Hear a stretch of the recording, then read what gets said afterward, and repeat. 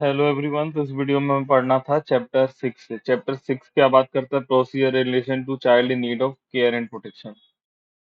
तो अब प्रोसीजर क्या होगा जिस बच्चे को नीड केयर एंड प्रोटेक्शन की जरूरत है? तो सेक्शन 31 से स्टार्ट होता है। 31 बताता है प्रोडक्शन बिफोर कमिटी। तो एनी चाइल्ड इन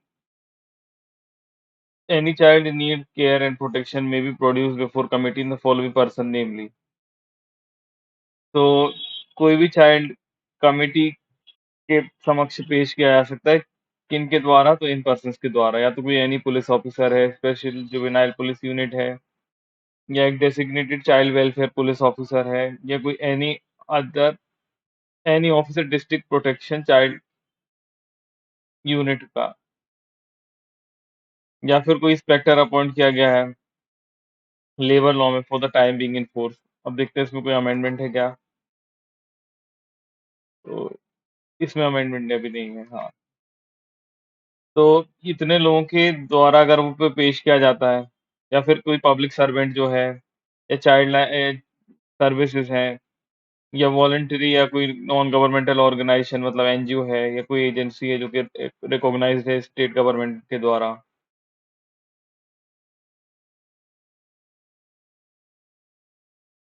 फिर चाइल्ड वेलफेयर ऑफिसर और प्रोटेक्शन ऑफिसर जो है। फिर एनी सोशल वर्कर और पब्लिक स्पिरिटेड सिटीजन, या फिर कोई सोशल वर्कर है या कोई पब्लिक स्पिरिटेड सिटीजन है, या फिर बच्चा खुद कमिटी के पास आया है, या फिर किसी नर्स, डॉक्टर और management of a nursing home, hospital और मैटरनिटी होम। तो या फिर किसी नर्स ने, डॉक्टर ने, मैनेजमेंट जो भी है नर्सिंग होम वगैरह के स्टाफ मेंबर्स, हॉस्पिटल के, मैटरनिटी होम के, उनके थ्रू आया है। तो provided that the child shall be produce before the committee without any loss of time. तो चाइल्ड को हमें इमीडिएटली उसको यहाँ पे भेजना पड़ेगा। हम टाइम वेस्ट नहीं कर सकते, but with in the period of 24 hours. 24 hours में हमें इसको पेश करना पड़ेगा। अब इसमें हम वो टाइम एक्सक्लूड कर देंगे जो हमें जर्नी में लगता है। फिर सेकंड वाला जो है ये थोड़ा अमेंड हो गया है। एक मिनट, 32 का सेकंड अमेंड हुआ है, ये वैसे का वैसे ही। हाँ, तो स्टेट गवर्नमेंट में make rules consistent with this act. तो स्टेट गवर्नमेंट रूल बनाएगी कि जो कि कंसिस्टेंट होंगे इस एक्ट के, जो कि प्रोवाइड करेंगे मैनर की, किस मैनर में रिपोर्ट सबमिट की जाएगी कमिटी की, और manner of sending and interesting the child to children's home, कि किस तरीके से कमिटी रिपोर्ट सबमिट की जाएगी कमिटी को।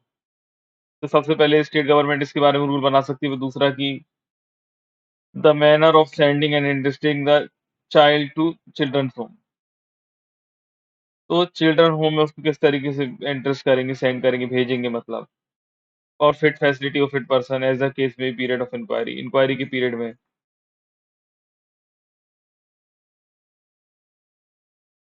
तो बस ये आपको समझ में आ गया होगा कि स्टेट गवर्नमेंट रूल बना सकती है कि किस तरीके से रिपोर्ट सबमिट की जाएगी कमिटी को, फिर कौन से मैनर में बच्चे को भेजा जाएगा, किस तरीके से भेजा जाएगा, जो कि चिल्ड्रंस होम में भेजने वाले हैं, फिट फैसिलिटी में फिट पर्सन के पास जब भी हम भेजना है इंक्वायरी के टाइम पे।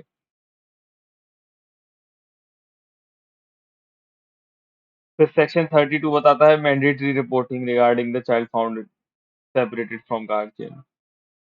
तो कोई भी इंडिविजुअल है, पुलिस ऑफिसर है, और फंक्शनरी, और कोई एनी ऑर्गेनाइजेशन है, और नर्सिंग होम है, हॉस्पिटल है, मैटरनिटी होम है,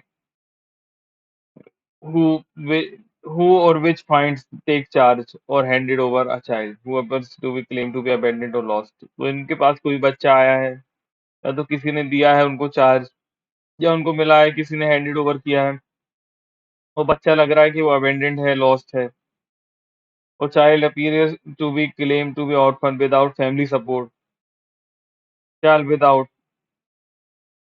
शैल विद इन 24 आवर्स। इसमें भी टाइम जो जर्नी का लगता है इसको हम एक्सक्लूड कर देंगे, उसकी इन्फॉर्मेशन देंगे चाइल्ड लाइन सर्विसेज को दे सकते हैं, या फिर नियरेस्ट पुलिस स्टेशन को दे सकते हैं, या चाइल्ड वेलफेयर कमेटी को दे सकते हैं, या फिर डिस्ट्रिक्ट चाइल्ड प्रोटेक्शन यूनिट को दे सकते हैं, और बच्चे को हैंड ओवर कर देंगे चाइल्ड को चाइल्ड केयर इंस्टीट्यूशन में, जो कि रजिस्टर्ड है इस एक्ट में, या फिर कहीं और। अब सबसेक्शन 2 अमेंड हो गया, तो सबसेक्शन 2 में लिखा है the information regarding the child referred in subsection 1 shall be uploaded by committee or the district child protection unit or a child care institution as the case may be on the portal as may be specified by the central government in this behalf। तो जब भी information मिलेगी subsection 1 में किसी भी committee को, district child protection unit को या कोई भी चाइल्ड केयर इंस्टीट्यूशन है, तो वो अपनी इंफॉर्मेशन पोर्टल पे अपलोड करवाएँगे। मतलब वो ये इंफॉर्मेशन पोर्टल में अपलोड कराएँगे जो कि सेंट्रल गवर्नमेंट ने स्पेसिफाई की है। अब है सेक्शन 33। सेक्शन 33 बात करता है offence of non reporting. If of information regarding a child as required under section 32 is not given within the period specified in the said section, the such shall be regarded as an offense। तो जब भी अगर आपको information इस वाले act में आपको देना चाहिए थी, आपने दी नहीं, तो ये एक ऑफेंस मान लिया जाएगा। अब सेक्शन 33 बताते हैं कि ऑफेंस होगा नॉन रिपोर्टिंग। अब सेक्शन 34 बात करता है कि इसकी पनिशमेंट क्या होगी। तो सेक्शन 34 बात करता है पेनल्टी फॉर नॉन रिपोर्टिंग। तो any person who has committed an offence under section 33 shall be liable to imprisonment up to 6 months।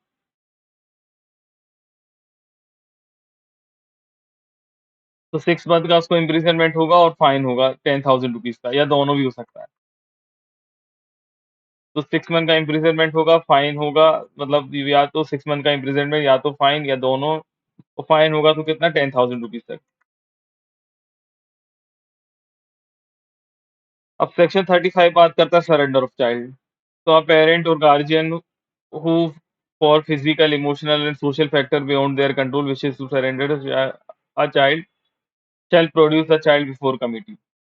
तब कोई भी पेरेंट या गार्जियन है जो कि फिजिकल या इमोशनल या अदर सोशल फैक्टर्स जो उनके कंट्रोल में नहीं है और वो विश कर रहे हैं कि हम इसको सरेंडर कर दें बच्चे को, तो वो उसको प्रोड्यूस करेंगे चाइल्ड बिफोर कमिटी, कमिटी के समक्ष उसको पेश करेंगे। फिर उसके बाद क्या होगा कि if after prescribed process of inquiry and counseling the committee is satisfied that a surrender deed shall be executed by the parents or guardian as the case may be before the committee।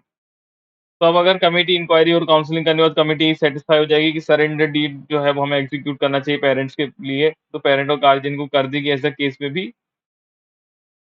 जो भी उनके committee के समक्ष है।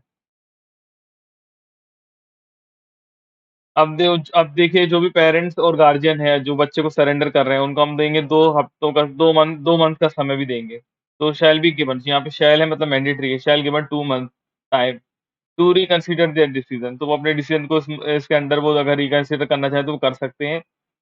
And in the intervening period the committee shall either allow after due inquiry the child to be with their parents or guardian under supervision or up or the place the child in a specialized adoption agency if he or she is below 6 years of age, children home if above 6 years।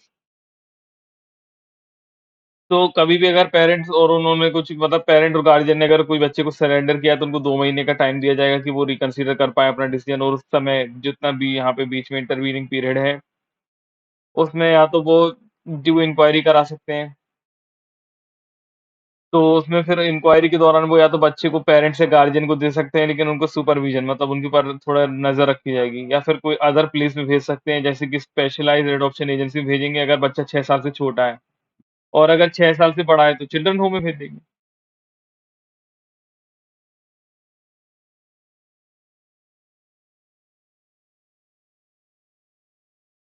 फिर है section 36।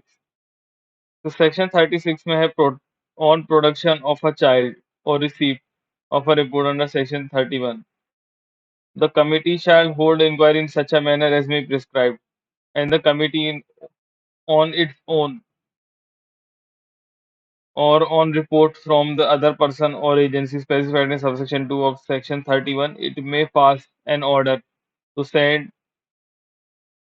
the child to children's home or fit facility or fit person for speedy social investigation by the social worker or child welfare officer or the child welfare police officer. तो अब inquiry किस तरीके से होगी? तो जैसे ही child को अगर हम यहाँ पे इंक्वायरी करने के लिए पहले चाइल्ड अगर रिसीव हुआ तो उसकी रिपोर्ट बनाए जो भी सेक्शन 31 में जो चाइल्ड उनको रिसीव हुआ तो on production of a child और receive a report under section 31 committee एक इंक्वायरी करेगी और इस मैनर में करेगी जैसे प्रिस्क्राइब किया गया है कमिटी को ऑन इट्स ओन और रिपोर्ट फ्रॉम एनी पर्सन या तो वो खुद की रिपोर्ट में या किसी अदर पर्सन या एजेंसी की रिपोर्ट में जो कि स्पेसिफाई की गई है सबसेक्शन 2 ऑफ सेक्शन 31 में कोई भी ऑर्डर पास कर सकते हैं कि सेंड कर देंगे चाइल्ड को चिल्ड्रंस होम में या फिट फैसिलिटी में या फिट पर्सन में स्पीडी सोशल इन्वेस्टिगेशन करने के लिए किसी भी सोशल वर्कर के द्वारा या चाइल्ड वेलफेयर ऑफिसर के द्वारा या चाइल्ड वेलफेयर पुलिस ऑफिसर के द्वारा।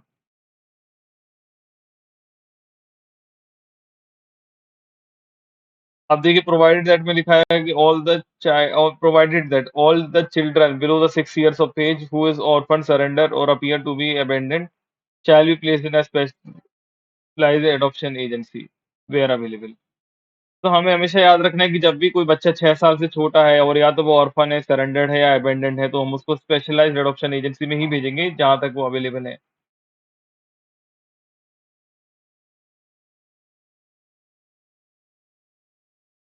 The social investigation shall be completed with in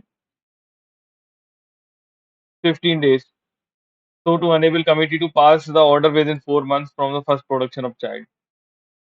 तो सोशल इन्वेस्टिगेशन जो है वो उसकी कंप्लीट हो जाना चाहिए 15 डेज़ में जिस दिन भी वो कमिटी के पास आए हैं।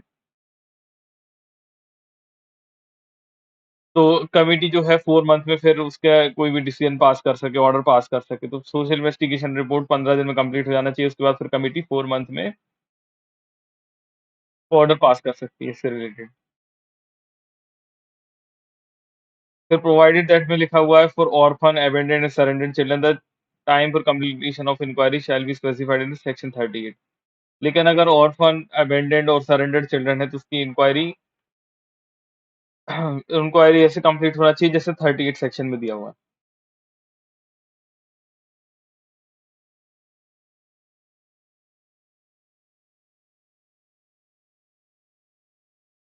फिर after the completion of the inquiry, if the committee is of the opinion that the said child has no family or ostensible support or is in need or is in continued need of a care and protection, it may send the child to the specialized adoption agency। तो अगर inquiry करने के बाद committee का ये opinion है कि जो चाइल्ड है उसकी कोई फैमिली या ऑस्टेंसिबल सपोर्ट मतलब जो सपोर्ट किसी भी तरीके का उसको मिल सकता है वो नहीं है और उसको कंटिन्यू अभी भी ज़रूरत है केयर एंड प्रोटेक्शन की, तो वो चाइल्ड को सेंड कर देंगे स्पेशलाइज्ड एडॉप्शन एजेंसी को, अगर वो बच्चा 6 साल से छोटा है तो।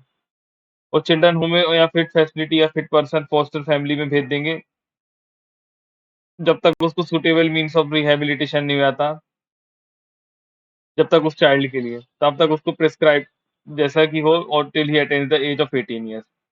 तो या तो जब तक उसको पहली कंडीशन क्या है कि अब तक उसको रिहैबिलिटेशन नहीं मिल जाता, अगर रिहैबिलिटेशन या उसको पहले मिल जाता है तो हम उसको पहले ही कहीं और भेज देंगे और नहीं तो फिर हम उसको चिल्ड्रन होम में या फिट फैसिलिटी, फिट पर्सन या फॉस्टर फैमिली में तब तक रखेंगे जब तक वो 18 ईयर्स की एज कंप्लीट नहीं कर लेता। Provided that the situation of a child placed in a children home और और with a fit facility or person or foster family shall be reviewed by the committee as may prescribed। तो जो भी situation है कि child जिसको जहाँ भी प्लेस किया गया है चिल्ड्रंस होम में या कहीं फिट फैसिलिटी में किसी फिट पर्सन को और फॉस्टर फैमिली को उसकी रिव्यू भी किया जाएगा कमिटी के द्वारा।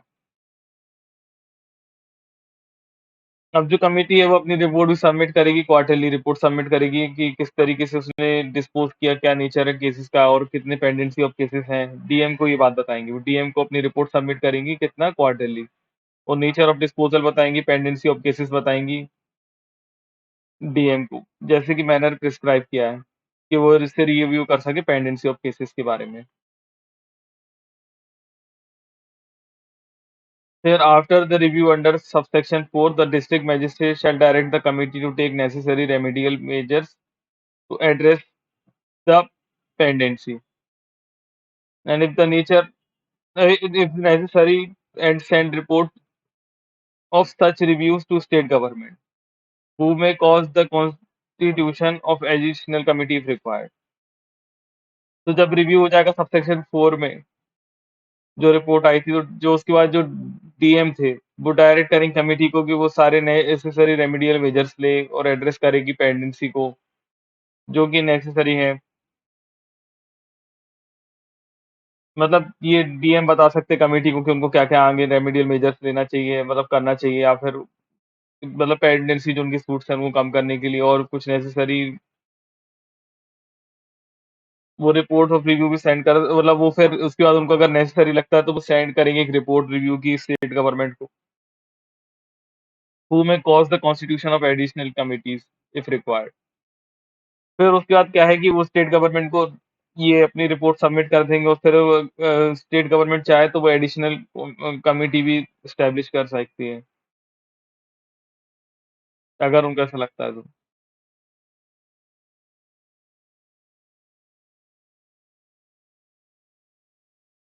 अब देखिए प्रोवाइडेड दैट में लिखा हुआ है provided that if the pendency of the cases continue to be unaddressed by the committee even after 3 months of receiving such direction, the state government shall terminate the state committee and constitute a new committee। अब देखिए कि अगर commit अब क्या हो रहा है कि जैसे हम लोगों ने पेंडेंसी ऑफ केसेस अभी भी कंटिन्यू है जब ये डायरेक्शन दिया है गवर्नमेंट ने और अनएड्रेस कर रहा है मतलब कमिटी अभी भी ध्यान नहीं दे रही। 3 मंथ हो गए हैं जो डायरेक्शन गवर्नमेंट के आए हैं स्टेट गवर्नमेंट के उसके बाद भी तो उसके फिर हम उस कमिटी को टर्मिनेट करके नई कमिटी बना देंगे। अब in anticipation of the termination of committee in order that there is no time is lost in constituting a new committee, the state government shall maintain a standing panel eligible person to be appointed as a member of committee। तो जब भी हम किसी को anticipation में ही termination करेंगे तो उसमें और टाइम नहीं चले जाए किसी भी कमिटी को ऐसे खत्म करने में। In order that no time is lost for constituting a new committee तो स्टेट गवर्नमेंट क्या करेगी कि स्टैंडिंग पैनल पहले से ही एलिजिबल पर्सन का बना के रखेगी कि जो कि as a member of committee बन जाएंगे बाद में अगर ये कमिटी को हटा के दूसरी कमिटी बनाना पड़ी तो। In case any delay in the constitution of new committee under subsection 5, the Child Welfare Committee of nearby district shall assume the responsibility in the intervening period। अब देखिए अगर और भी कुछ डिले हो रहा है नई कमिटी वगैरह बनाने में जो सबसेक्शन 5 में हम बात कर रहे हैं तो फिर जो चाइल्ड वेलफेयर कमिटी जो नियर बाय डिस्ट्रिक्ट की होगी तो उस डिस्ट्रिक्ट की वो सारी रिस्पॉन्सिबिलिटी ले लेगी इन मीन टाइम पीरियड में। अब सेक्शन 38 सेक्शन 37 बात करता है orders passed regarding a child in need care and protection. तो जो नीड केयर एंड प्रोटेक्शन की ज़रूरत वाले बच्चे हैं उनके ऑर्डर्स क्या-क्या पास होंगे उनके regarding. So the committee on being satisfied through the inquiry that the child before committee is a need in care and protection, it may on consideration of social investigation report. Social investigation report submit हो जाने के बाद यहाँ पे ये जो word दिया हुआ है ना submitted by child welfare officer, ये यहाँ पे ये लेटेस्ट अमेंडमेंट में ये ओमिट कर दिया गया है। मैं आपको दिखा देता हूँ। तो इसमें लिखा हुआ है in section 37 of the principal act subsection 1 the word submitted by the child welfare officer shall be omitted. Omit हो गया है। तो इस वाले वर्ड को हम यहाँ पे नहीं पढ़ेंगे। तो अब याद रखिएगा कि जब भी कमिटी है वो सेटिस्फाई हो गई इंक्वायरी होने के बाद कमिटी की कि जो भी चाइल्ड उसके पास है उसकी नीड केयर एंड प्रोटेक्शन की ज़रूरत है और सोशल इन्वेस्टिगेशन रिपोर्ट को देखते हुए उसको लगता है कि child wishes in care the child is sufficiently mature to take a view may pass order one or more of the following orders namely। तो जब भी कमिटी के पास कोई बच्चे की इंक्वायरी कंप्लीट हो गई और कमिटी को लगता है किसी बच्चे को चाइल्ड एंड प्रोटेक्शन की ज़रूरत है सॉरी केयर एंड प्रोटेक्शन की ज़रूरत है और उसने सोशल इन्वेस्टिगेशन रिपोर्ट भी देख ली और सब चीज़ को उसने कंसिडरेशन में रखते हुए फिर उसने अगर ये काम किया तो उसमें से वन और मोर वो ऑर्डर्स पास कर सकते हैं। सबसे पहले क्या है कि वो डिक्लेयर कर सकते हैं child in need and care protection, मतलब वो डिक्लेयर कर सकते हैं इस बच्चे को child of need and care की ज़रूरत है। तो नीड एंड प्रोटेक्शन की, सॉरी, केयर एंड प्रोटेक्शन की ज़रूरत है बच्चे को। फिर उसके बाद में उसका रिस्टोरेशन करेंगे चाइल्ड का, या तो पेरेंट्स या गार्जियन के पास, और फैमिली विथ और without supervision of child welfare officer और डेजिग्नेटेड सोशल ऑफिसर। तो या तो फिर बच्चे को हम मिला देंगे उसके पेरेंट्स या गार्जियन से, उसकी फैमिली से, या तो विद सुपरविजन के साथ या विदाउट सुपरविजन, जो कि वेलफेयर ऑफिसर करेगा अगर सुपरविजन के साथ होगा, और या तो डेजिग्नेटेड सोशल वर्कर करेगा।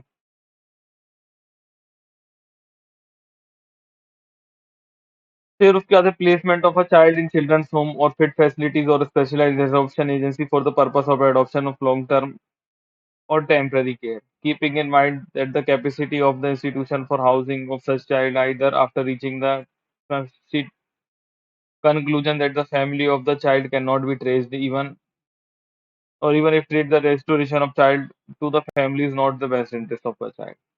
तो फिर हम उसको, फिर उसके बाद क्या है कि चिल्ड्रन होम में भेज सकते हैं, फिर फिट फैसिलिटी भेज सकते हैं, स्पेशलाइज्ड ऑप्शन एजेंसी को भेज सकते हैं, या तो लॉन्ग टर्म में या टेम्पररी केयर के लिए। लेकिन उसके पहले हमें माइंड में ये काम अपने कंफर्म कर लेना पड़ेगा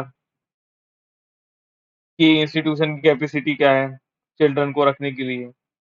और उसके बाद भी हम एक कंक्लूजन में आए हैं कि जो चाइल्ड है उसको हम या तो उनके पेरेंट्स को ट्रेस नहीं कर पाएँगे, ट्रेस हम कर भी लेंगे तो वो इस कंडीशन में नहीं है। Restoration of a child of a family is not the best interest of a child. तो अगर हम उसकी फैमिली में उसको रिस्टोर करेंगे तो best interest of the child भी नहीं होगा इसलिए। तो हम उसको प्लेसमेंट कर देंगे child with a fit person for long term और टेम्परेरी केयर। तो हम उसको प्लेसमेंट कर सकते हैं चाइल्ड को, या with the person for long term और टेम्परेरी केयर। हम उस किसी चाइल्ड, मतलब हम उस चाइल्ड को किसी भी ऐसे आदमी के पास रख सकते हैं जो कि फिट पर्सन है, या तो लॉन्ग टर्म के लिए या टेम्परेरी केयर के लिए भी। या तो फॉस्टर केयर ऑर्डर दे सकते हैं जो कि सेक्शन 44 में दिया हुआ है, या फिर स्पॉन्सरशिप ऑर्डर दे सकते हैं जो कि सेक्शन 45 में दिया हुआ है। फिर डायरेक्शन दे सकते हैं पर्सन और इंस्टीट्यूशन या फैसिलिटीज को जिनके पास बच्चा भेजा गया है, कि उसकी केयर, प्रोटेक्शन या रिहैबिलिटेशन किस तरीके से होगी, उसमें उसको डायरेक्शन दे सकते हैं कि इमीडिएट शेल्टर देना है आपको, या अदर सर्विस देना है, जैसे मेडिकल अटेंशन देना है, साइकियाट्रिक और साइकोलॉजिकल सपोर्ट देना है। हमें उसको including need based on counselling, counselling में जो भी नीड है, ऑक्यूपेशनल थेरेपी या बिहेवियर मॉडिफिकेशन थेरेपी जो कुछ भी है, स्किल ट्रेनिंग देना है, लीगल एड देना है, एजुकेशनल सर्विसेज देना है, और अदर डिपार्टमेंटल एक्टिविटीज़ जो भी हमें लगता है as required, as well as follow up and coordination with the district child protection unit and state government other agency। तो हम ये कोई भी डायरेक्शन दे सकते हैं, जो हमने इतनी तरीके की डायरेक्शन आपको बताई, और जो भी हमें रिक्वायर होगा कि हम उनसे फॉलो अप कराएँगे कोऑर्डिनेशन, जो कि डिस्ट्रिक्ट चाइल्ड प्रोटेक्शन यूनिट से होना पड़ेगा उनको, या स्टेट गवर्नमेंट या अदर एजेंसी से।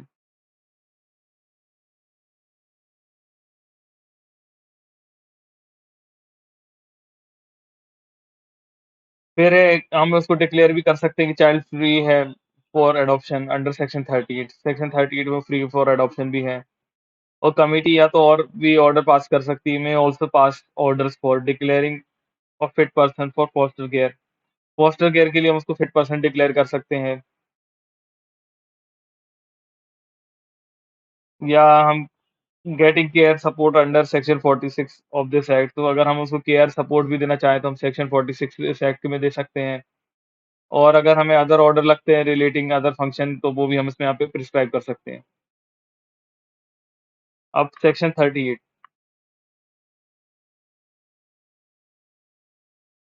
तो सेक्शन 38 बात करता है procedure for declaring a child free for adoption. So in case of orphan and abandoned child, committee may make all effort tracing the parents and guardian of the child on completion of inquiry. If established that the child is either an orphan or having no one to take care or abandoned, the committee shall declare the child free for adoption। तो सबसे पहले कोई भी orphan या abandoned बच्चा है तो हम उसके सारे एफर्ट्स करेंगे कि उसके पेरेंट्स को ढूंढा जाए या गार्जियन को ढूंढा जाए। और इंक्वायरी कंप्लीट होने के बाद भी हमें कोई ऐसा नहीं मिला तो हम उसको ये एस्टेब्लिश कर देंगे कि या तो वो ऑर्फन है या उसका कोई आदमी जो है वो टेक केयर नहीं है करने के लिए या अबेंडेंड है, तो उसको हम फिर बाद में लीगली फ्री फॉर एडॉप्शन बता देंगे। और जो हमें ये डिक्लेरेशन करना है shall be made with in the 2 months, हमें 2 मंथ्स में करना पड़ेगी अगर वो बच्चे जो है वो 2 साल तक का है।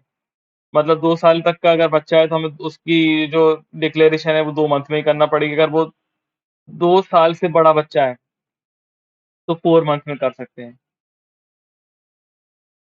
तो ये याद रखिएगा, ये थोड़ा इम्पोर्टेंट है, इसके बारे में आ सकता है। तो हमेशा याद रखिए कि अगर बच्चा 2 साल तक का है तो उसकी 2 मंथ में करना पड़ेगी, 2 साल से बड़ा है तो 4 मंथ में कर सकते हैं। Provided further that the notwithstanding anything contained in this regard or any other law for the time being in force, no first information report shall be registered against any biological parent in the process of inquiry relating to an abandoned or surrendered child under this act. तो अब इसमें हमेशा याद रखिए कि कहीं पे भी कुछ भी लिखा होगा provided further that not withstanding anything content in regard of any other law for the timing in force, कोई भी एफआईआर लॉन्च नहीं की जाएगी इससे रिलेटेड किसी भी बायोलॉजिकल पेरेंट के against in the process of inquiry, मतलब इंक्वायरी की प्रोसेस में या जो भी रिलेटेड है अबेंडेंड या सरेंडर्ड चाइल्ड से इस एक्ट में।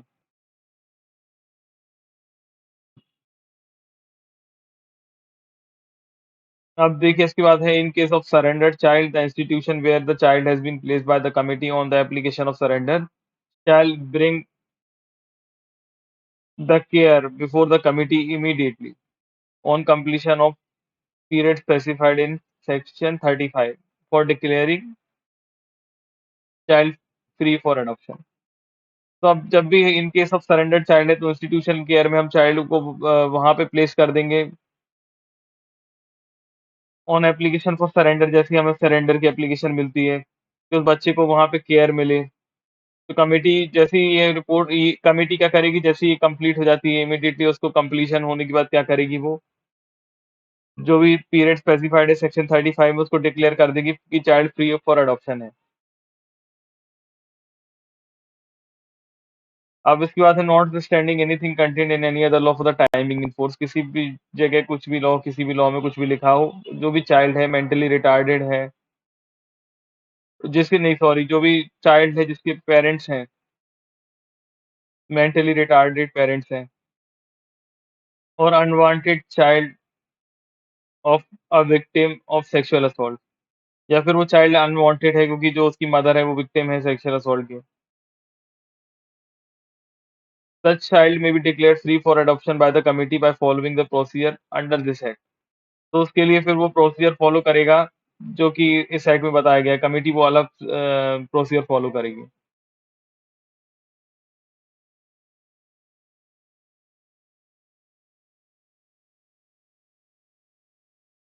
अब उसके बाद जो डिसीजन होगा, decision to declare an orphan abandoned और surrendered child as a legally free for adoption shall be taken at least 3 members of the committee. तो जो भी डिसीजन होगा डिक्लेयर करना किसी को ऑर्फन, सरेंडर्ड या अबेंडेंड चाइल्ड को लीगली फ्री फॉर अडॉप्शन, तो वो कमिटी के कम से कम 3 मेंबर लेंगे डिसीजन। शैल शैल लिखा हुआ है मतलब मैंडेटरी है कि कम से कम एटलीस्ट 3 मेंबर होंगे तभी ये डिसीजन लिया जाएगा कमिटी का। मतलब जैसे हमने पढ़ा था ना कि कभी भी अगर कमिटी बैठनी बैठी नहीं है मतलब तो किसी इंडिविजुअल मेंबर के पास भी हम भेज सकते हैं, तो इसमें नहीं, यहाँ पे अगर जब भी किसी बच्चे का एडॉप्शन से रिलेटेड बात होगी तो कम से कम 3 मेंबर्स को बैठ के वहाँ पे ये डिसीजन लेना पड़ेगा। फिर कमिटी जो है वो इन्फॉर्म करेगी। अब यहाँ पे एक अमेंडमेंट आया था तो कमिटी शैल इन्फॉर्म, तो सबसे पहले शैल इन्फॉर्म के बाद यहाँ पे एक वर्ड यहाँ पे ऐड होना है, तो द कमिटी शैल इन्फॉर्म के बाद यहाँ पे डिस्ट्रिक्ट मैजिस्ट्रेट, तो डिस्ट्रिक्ट मैजिस्ट्रेट भी यहाँ पे आएगा, तो कमिटी शैल इन्फॉर्म डिस्ट्रिक्ट मैजिस्ट्रेट, फिर उसके बाद होगा स्टेट एजेंसी और या फिर कोई अथॉरिटी कि उसके पास regarding the number of children declared free for adoption, कि उनके पास कितने नंबर ऑफ बच्चे हैं कि जिनको उन्होंने डिक्लेयर किया फ्री फॉर अडॉप्शन, और कितने उनके पास ऐसे नंबर ऑफ केसेस पेंडिंग है जिनका डिसीजन होना है जो कि प्रिस्क्राइब किया गया है इस एक्ट में। तो in the manner as may prescribe, हर महीने मतलब ये कमिटी को इन्फॉर्म करना पड़ेगा, डीएम को, स्टेट एजेंसी को या अथॉरिटी को कि उन्होंने कितने बच्चों को legally free for adoption declare कर दिया और कितने केस उनके पास पेंडिंग है हर एक महीने। ठीक है, तो हमारा ये चैप्टर 6 कंप्लीट हुआ।